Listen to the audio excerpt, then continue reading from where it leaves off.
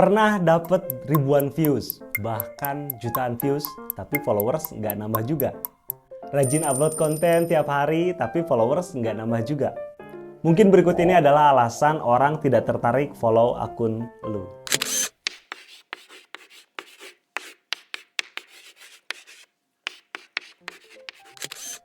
Di zaman sekarang, jadi konten kreator adalah impian banyak orang sepertinya. Begitupun gua, yang sebetulnya mungkin gua terlambat terjun ke dunia perkontenan ini, karena gua baru mulai setahun terakhir ini main sosmed.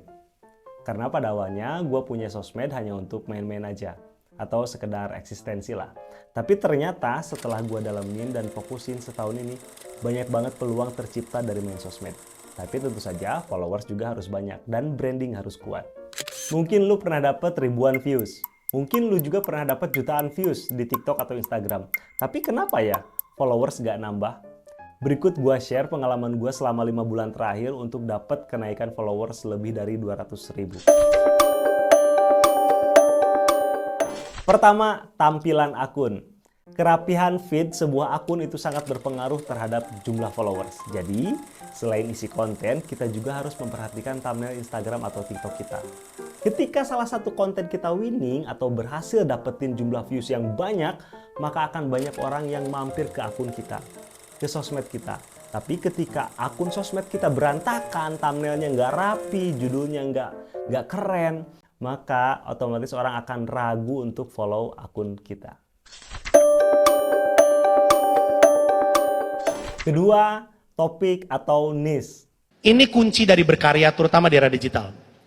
Sedikit lebih baik, sedikit lebih beda, lebih baik daripada sedikit lebih baik. Gue ulang. Sedikit lebih beda, lebih baik daripada sedikit lebih baik.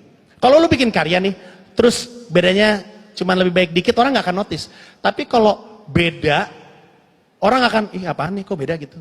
Mengutip kata Panji, artinya kita harus memilih niche yang benar-benar beda dari yang lain, atau minimal pembawaannya, pengeditannya itu berbeda dari yang lain. Apalagi zaman sekarang tuh udah banyak banget lah kreator, makanya yang hyper niche yang benar-benar spesifik niche itu lebih gampang buat naik akunnya.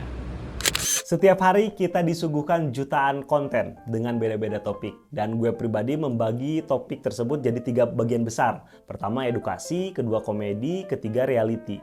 Banyak banget sebetulnya turunannya. Dia ngonten bahas apa ya? Itu adalah pertanyaan setiap pengguna sosmed. Pemilihan topik konten itu berpengaruh pada pertumbuhan jumlah followers. Dan kesetiaan kita pada satu topik itu berpengaruh pada kelanjutan karir. Kesetiaan kepada sebuah topik itu bukan hal mudah, tapi ketika kita setia pada satu topik, orang akan gampang mengenali kita. Dari situ peluang akan banyak datang. Setialah pada satu topik, ingat, kita bukan artis. Yang ketiga, call to action. Netizen Indonesia itu dikenal sangat pintar dan kritis. Kalau call to action lu cuman, jangan lupa follow ya, jangan lupa komen ya. Kayaknya yang kayak gitu udah nggak mempan deh zaman sekarang. Itu pendapat gua ya, tapi itu nggak salah. Cuman buat gua itu nggak works. Gua lebih seneng untuk nantangin penonton berdiskusi. Biarkan mereka berpendapat dengan asumsi mereka. Dengarkan mereka, bila perlu iakan mereka. Dengan begitu, mereka akan merasa dihargai, mereka akan merasa didengarkan, dan mereka akan menyukai akun lu. Otomatis, kemungkinan besar mereka akan follow akun lu. 3 poin tadi adalah cara gua. Gua hanya mencoba berbagi pengalaman dan harapan gua bisa bermanfaat. Setidaknya bisa ngasih pandangan lain buat lu.